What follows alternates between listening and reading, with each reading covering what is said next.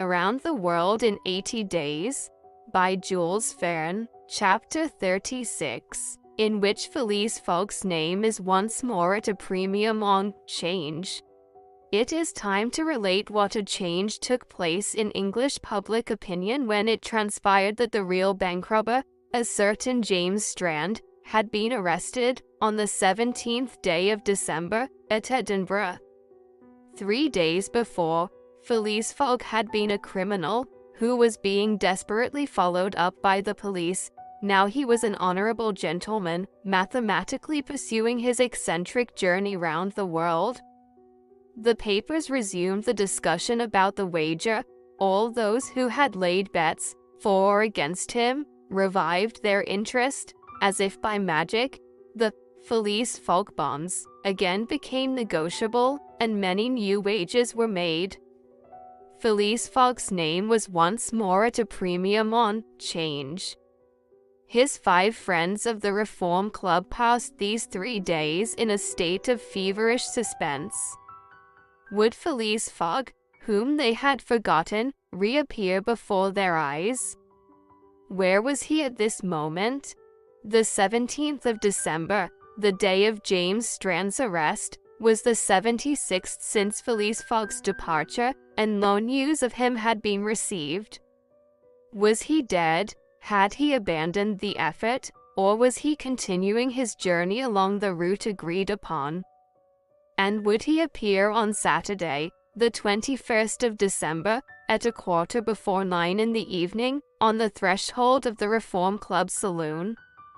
The anxiety in which, for 3 days, London's society existed cannot be described.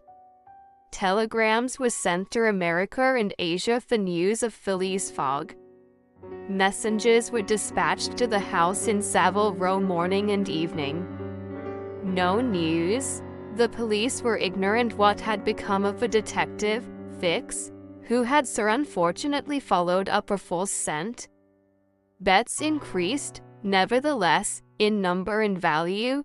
Phileas Fogg, like a racehorse, was drawing near his last turning point. The bonds were quoted, no longer at 100 below par, but at 20, at 10, and at 5, and paralytic old Lord Albemarle bet even in his favor. A great crowd was collected in Pall Mall and the neighboring streets on Saturday evening. It seemed like a multitude of brokers permanently established around the Reform Club. Circulation was impeded, and everywhere disputes, discussions, and financial transactions were going on. The police had great difficulty in keeping back the crowd, and as the hour when Phileas Fogg was due approached, the excitement rose to its highest pitch. The 5 antagonists of Phileas Fogg had met in the great saloon of the club. John Sullivan and Samuel Fawlington, the bankers, Andrew Stewart, the engineer, Gauthia Routh, the director of the Bank of England, and Thomas Flanagan, the brewer, one and all waited anxiously. When the clock indicated 20 minutes past 8, Andrew Stewart got up, saying, "Gentlemen, in 20 minutes the time agreed upon between Mr. Fogg and ourselves will have expired." "What time did the last train arrive from Liverpool?" asked Thomas Flanagan. "At 23 minutes past 7, replied Gauthia Routh, "and the next does not arrive till 10 minutes after 12. "Well, gentlemen," resumed Andrew Stewart, "if Phileas Fogg had come in the 7:23 train, he would have got here by this time. We can, therefore, regard the bet as won. Wait. Don't let us be too hasty," replied Samuel Fawlington.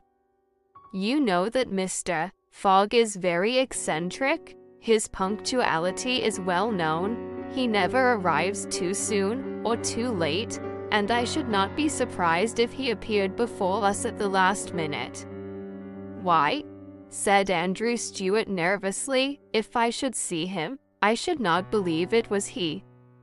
"The fact is," resumed Thomas Flanagan, "Mr. Fogg's project was absurdly foolish. Whatever his punctuality, he could not prevent the delays which were certain to occur, and a delay of only 2 or 3 days would be fatal to his tour. Observe, too, added John Sullivan, that we have received no intelligence from him, though there are telegraphic lines all along his route. He has lost, gentlemen, said Andrew Stuart, he has 100 times lost. You know, besides, that the China, the only steamer he could have taken from New York to get here in time, arrived yesterday. I have seen a list of the passengers, and the name of Phileas Fogg is not among them. Even if we admit that fortune has favored him, he can scarcely have reached America. I think he will be at least 20 days behindhand, and that Lord Albemarle will lose a cool 5,000. It is clear, replied Gauthia Ralph, and we have nothing to do but to present Mr. Fogg's checkered bearings tomorrow. At this moment, the hands of the club clock pointed to 20 minutes to 9. 5 minutes more, said Andrew Stuart. The 5 gentlemen looked at each other. Their anxiety was becoming intense, but, not wishing to betray it, they readily assented to Mr. Forlington's proposal of a rubber. I wouldn't give up my 4,000 of the bet, said Andrew Stuart, as he took his seat, for 3,999. The clock indicated 18 minutes to 9. The players took up their cards, but could not keep their eyes off the clock. Certainly, however secure they felt, minutes had never seemed so long to them. 17 minutes to 9, said Thomas Flanagan, as he cut the cards which Ralph handed to him. Then there was a moment of silence.